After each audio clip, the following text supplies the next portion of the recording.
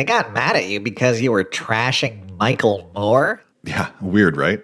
Michael Moore, the notoriously anti-capitalist propagandist? That Michael Moore? The one and only. And what were they mad at you about? I said his politics have become insufferable and his cinematography skills are weak. Jeez, wait until they hear what you have to say about the new Captain America movie. I know, right? Oh, and I also said I liked Canadian bacon. You animal! My name is Jeff. What? No! Oh, hi there. My name is Prostetnik Vogon Jeffs, and in this video I'm talking about... What's wrong? Do I really have to do this? Yes. I'm just so sick of Marvel movies. And it's not the quote-unquote superhero fatigue, which is the dumbest goddamn thing I've ever heard of. I'm not tired of superheroes. I've been an avid comic book reader my whole life. I've made my own zines and comics. I love graphic novels of all shapes and sizes, superhero or not. I'm not tired of superheroes. That's like saying you're tired of action movies or comedy movies. Superhero movies are barely a real genre. They're a subgenre or analog of fantasy with the most tenuous of interconnections and vaguest of definitions. Here, I'll prove it. What do these movies have in common? Oh, they're all considered superhero movies? Get the f*** out of town. Superhero movies. Pfft. It's a term that's almost always used derisively. It's meant to diminish said films via the nature of either their origin, subject matter, or propinquity to origin and or subject matter. No, I'm not tired of superhero movies. Wait, are you saying you're tired of superhero movies? That's funny. A real comedian over here. No, I'm tired of shit movies written by shit writers pushed out by greedy and cowardly studios who think they are owed something by the very nature of their existence. He's coming with me, man.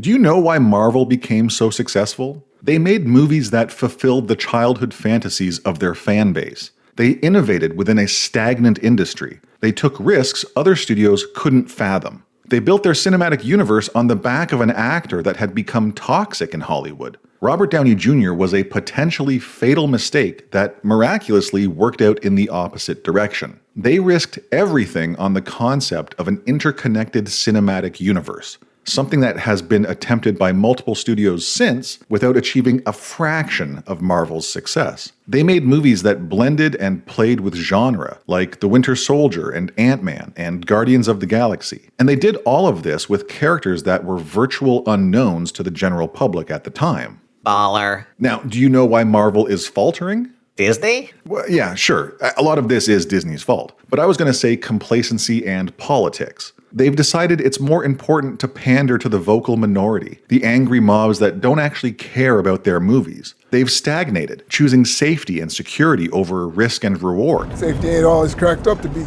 They are creative cowards trying to milk a rotten cow. You, planning on doing a recap anytime soon, or is this the whole video?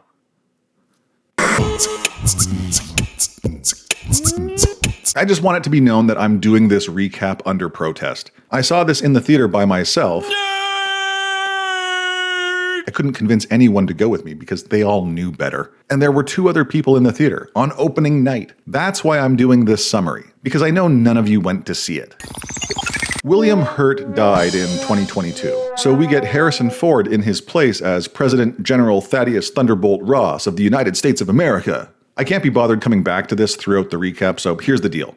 He spends the whole movie saying how he wants to prove to his daughter Betty that he isn't the asshole he used to be, while being a complete asshole. And then he gets to reconnect with his estranged daughter at the end of the movie. Predictable? You better believe it. Sam Wilson, formerly the Falcon, is now Captain America. If you missed out on a few key Marvel movies or that abysmal Disney limited series, what was it called? Falcon and the Winter Soldier? Is that not good?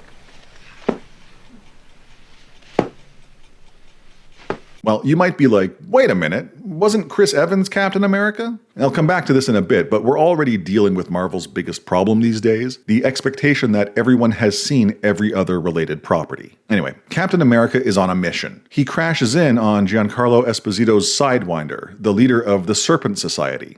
He uses his magic Wakandan armor and his magic vibranium shield to incapacitate dozens of soldiers. He's even got a sidekick, a kid from the US Air Force who has become the new Falcon. And yeah, I know Sam hasn't given up his wings or any of the tech that made him the Falcon in previous movies, but now he has a shield and a colorful uniform, which makes him Captain America. And that means we have to have a new Falcon. It makes perfect sense. Cap can barely take care of this beefy goon, but a couple scenes later he's sparring with super soldier Isaiah Bradley. And maybe you're like, hey, who is this Isaiah Bradley character? Oh no, you didn't see the limited series. Well, don't you worry, there's plenty of exposition to bring you up to speed. Instead of making you sit through it, just know that he was basically the Black Captain America from decades ago, memory holed and imprisoned by his own government. He hates the US government, and in particular, President Ross, until he gets invited to the White House for some stupid event about adamantium. Yep, the whole movie revolves around a global conflict to secure adamantium from Celestial Island. We get it. Wolverine and the X-Men are coming. Stop teasing it and just do it already. Oh, and President Ross wants Cap to reboot the Avengers. Help me rebuild the Avengers. And just when everyone was getting along so well, Isaiah and a handful of other dudes are triggered by the Fleetwood song Mr. Blue and try to assassinate Ross. But also not really. It doesn't really matter. A fight breaks out and someone's preteen daughter rushes into the room and starts beating the shit out of everyone. Isaiah is chased through the streets and eventually apprehended. The little girl who was kicking ass turns out to be President Ross's security advisor. Meet Ruth Betzeroff, my security advisor. All right, sure. This is bullshit and you know it. And then this random Secret Service lady is like, Hey, don't be that guy. and Sam says, Looks like I am that guy. and I just got chills. Not from the movie. I'm recording this video in an ice bath to keep me awake. Because it's boring. Oh, and President Ross starts popping pills like the plot depends on it. Sam doesn't need the support of the president. He starts his own investigation and visits Isaiah in prison, while Ruth spies on him. And Falcon discovers the hypnotic trigger that caused the assassination attempt, while Ruth spies on him. Sidewinder shows up out of nowhere and tries to kill Sam. Despite getting stabbed in the chest and axed in the gut, Sam is able to maneuver without issue and take out the Serpent Society leader. Man, thank God for that super soldier serum. Sam never took the serum. He's just a regular dude. What? Are you kidding me? Oh, this is some world-class bullshit. The Adamantium Treaty, Ross's plan to have every nation on Earth share the adamantium. Oh my God. Yeah, I know. But the treaty is on the verge of collapse. Japan thinks the US is being a slither little sneaky snake. This is awesome. I love it when you can just tell what scenes were reshoots. The writers were all like, did we actually introduce Ruth and not establish anything about her character, about her insane ability to kick ass? So they throw in a pointless scene that only serves to establish that she was part of the whole Black Widow program. Ross's advisor, Ruth Betzeroff. She was born in Israel and trained in the Red Room. What's that, you ask? Are you kidding me? You mean you haven't watched the previous 30 movies in the franchise, you sad, pathetic little creature? Sam and Joaquin, his Falcon sidekick, go rogue and break into a government facility. They discover a secret lab and determine Isaiah and others were the victims of mind control. Duh. Sam and Joaquin are taken by surprise when Samuel Stearns shows up to, movie with a protagonist named Sam decides the best villain to use is a dude named Sam. Classic. And hey, that's Tim Blake Nelson from The Incredible Hulk. It only took them 17 years to follow through with that teaser. What are we doing here, guys? What are we doing? Anyway, Picklehead does the whole "this is my plan" cliche, revealing himself as the mastermind behind Ross's presidency, and escapes while Sam and Joaquin deal with a squad of mind-controlled soldiers. I don't know if it's possible. I don't know if I can roll my eyes hard enough for this. Let me try. There we go. These fight scenes are brutal. Oh, glad that's over. Oh man, I forgot that Ruth shows up and single-handedly takes down all of these guys. I can't take it seriously. How is this not a parody movie? Blah, blah, blah, Japan hates America. Blah, blah, blah, global conflict. Sam visits Sidewinder so they can drop a couple lines that explain how Sam could take an axe to the gut without issue. Kevlar weed, I presume? Perks of the job. I honestly think this is the laziest writing I've seen in any Marvel movie. And that's saying a lot. Do we really care about any of this? Sidewinder exposition dumps about how Stearns has Hulk blood brain, which makes him super smart. He had hired the Serpent Society to frame President Ross. You know, it's a revenge plot. That's all that matters. The less you know about it, the better. Sam and Joaquin travel to the Celestial Island. Japan and America are pushed to the brink of war. Joaquin pulls a boner and gets knocked out of the sky. And the pills Stearns made for Ross are helping him with a heart condition, but are also poisoning him with something. Joaquin is taken into surgery, and in a lazy attempt to connect this movie thematically with the first Avenger, Bucky shows up. Remember how Cap lost his sidekick in the first movie? Remember that? Crazy how that's happening again, but with a new Cap and a new sidekick. Ha! Gay! Oh, and Bucky is becoming a congressman. Well, it turns out that Ross's pills are filled with gamma radiation. Stearns confronts Sam at the hospital. He was upset because his plan isn't working flawlessly. Even though his whole shtick in this movie is about probabilities and not certainties. And oh god, why am I even trying? You ruined my grand finale on the Indian Ocean. You wanted to destroy his legacy. Yes. Stearns is arrested, and at the exact same time, at a press conference where time is an abstract concept and news travels at the speed of light, Ross is questioned about Samuel Stearns. Dr. Samuel Stearns just turned himself in. He loses it and hulks out. We get some obligatory White House destruction before Cap draws him away, leading him to a park with cherry blossom trees. You remember this place? Something about Betty, it doesn't matter. And the gist of this scene is that Cap can't fight a Hulk, obviously. So he just kills time until he can Scarlett Johansson it and calm Ross into submission. Oh, I can imagine being pretty upset with this cop-out ending if I still cared about Marvel movies. Which I don't. Sam gets Isaiah out of prison, and then he visits Ross in prison. But he's not heartless. He brought Betty with him so she can reconnect with her father. Hi, Dad. And then back to the hospital to see how Joaquin is doing. And if this isn't the biggest indictment, oh god, the whole scene is here to convince us that Sam was the right choice for Cap. It feels like a plea from the executives at Marvel. Please just accept Sam as Cap. Please, if you don't like this movie, we're gonna have to do something drastic, like bring back Robert Downey Jr. or something. Roll credits, and the others are coming. We'll see what happens when you have to protect this place from the others. Ooh. I would have been more excited if the words Captain America were replaced with competent writers, but that's just me. The end.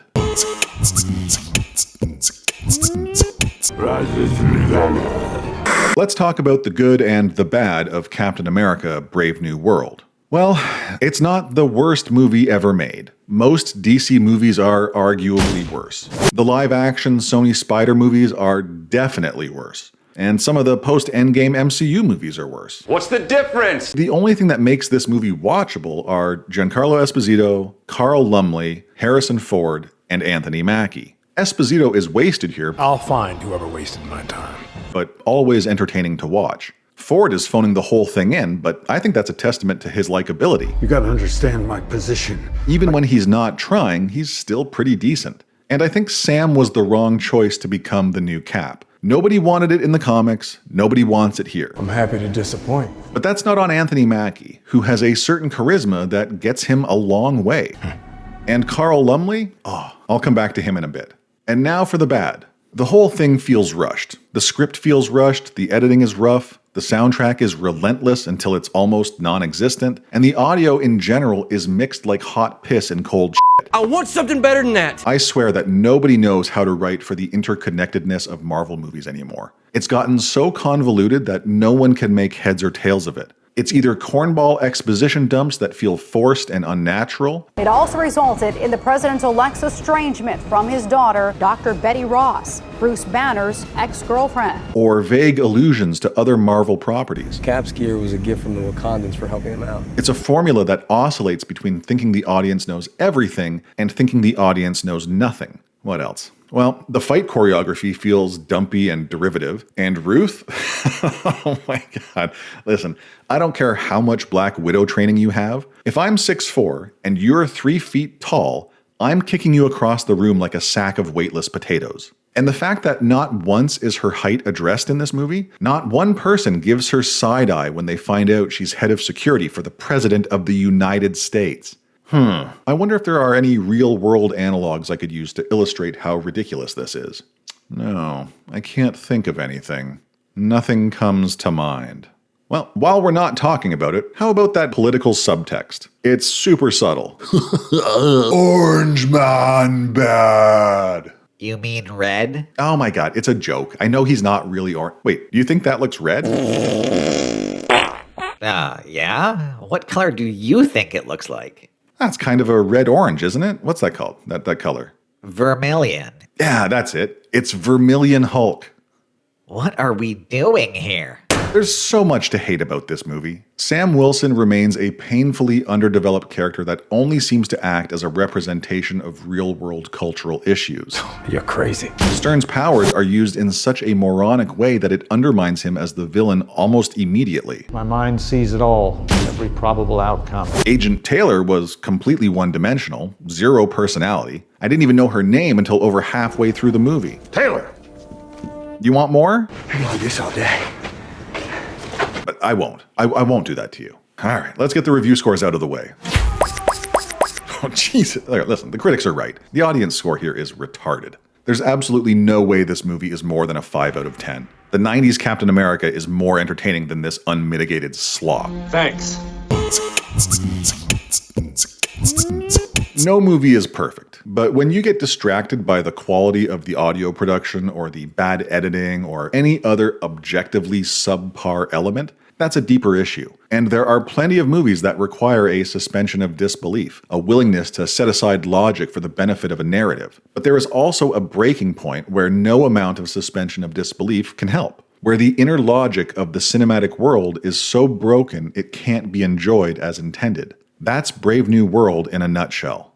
And I mentioned him earlier, but Carl Lumley as Isaiah Bradley, the forgotten super soldier, I don't think I can forgive Marvel for this. You had a chance to take a risk. You had a chance to buck convention and do something unique. The real story that should have been told has been sitting under their noses the entire time. I see what you're doing. Maybe I'd be the only one interested in it, but goddamn would I have loved a movie about Isaiah. His experience with the super soldier program, his subsequent torture and imprisonment, and the inevitable revenge or redemption arc. It could have been a great way to introduce new characters and build our connection to this forgotten hero. If Marvel had taken their time to develop his story, it would have made a subsequent Captain America entry with Sam Wilson feel relevant and well-earned. It would have given their relationship weight and an emotional resonance that is 100% absent from Brave New World. Unfortunately, Marvel has forgotten about the long game. They've grown complacent and lazy. They've wasted every last ounce of goodwill and are now back to square one. Something tells me not even Robert Downey Jr. can save them at this point. So save yourself the time and money. Why?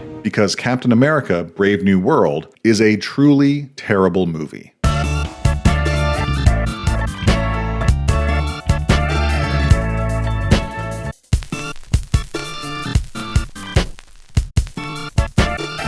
Steve gave people something to believe in, but you give them something to aspire to.